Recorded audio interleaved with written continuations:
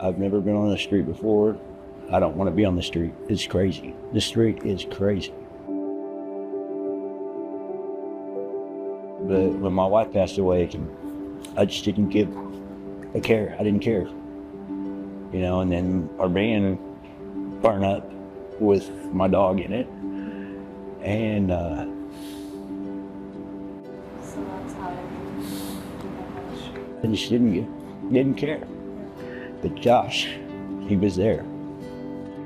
I met James at 31st and Sheridan. James was holding a sign that said, "Is it okay for people without doors to tell knock-knock jokes?" And I immediately said, wow, I've got to go meet this guy. We went down to the day center and then we got in a hotel because Mr. Josh Sanders. I got my Social Security started, got my food stamp card. That way I can go ahead and get my job and get my mental health and stuff done. For people who are new to experiencing homelessness, sometimes finding shelter can be really difficult. They may not be aware of what resources are even available here in Tulsa. But the primary focus is housing, and so when we're out in the field, 80% of our day is spent with people that we've been working with, people we've entered into the coordinated entry system, people that are waiting on lists for housing. And then about 20% of our day, we're spending out there in the field getting to meet new people. Here in Tulsa, we have somewhere near 17 evictions that are successful per day. We have about 1,400 people experiencing homelessness and about 600 shelter beds.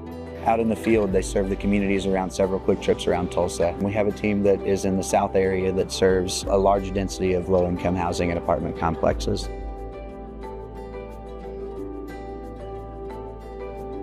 Here at the Tulsa Day Center, most of our outreach team has lived experience in homelessness and substance use disorder, and that really has helped us build a group of people that connects well with the folks on the streets that we serve. I used to be homeless and a drug addict, and as I started my recovery, I started volunteering for the Day Center. And from there, it started to inspire me that, hey, listen, I can give back. When the outreach program opened up, it was like, hey, I'm your person. Like, I've been there. And Josh came through and gave me a chance.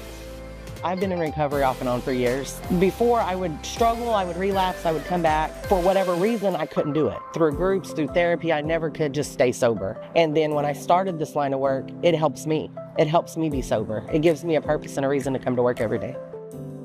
Once you have become homeless and a drug addict, you lose a sense of who you are. People want help, but they don't know how to go about asking for it. With outreach programs where people come out to you, and especially people that have been through certain similar situations, they can start letting that guard down and start realizing there is hope out there and that we can recover and we can get better and we can thrive. So I say, let's go to them, and we get them and we help. We give them the services that they need, and we're going to bring them out of their addiction and out of their mental health problems, and we are going to help them become better people. You see lights come on every day, and that's so fulfilling, like in their eyes. Just the interaction, it's just talking and listening and letting them know that they matter and that we care and that people really are here for them. So at what point with working with Josh did you begin to care again? When he showed me that he cared. If it wasn't for Josh, that's where I'd be, right out there. I love the guy. It's my buddy right here. I'm fine.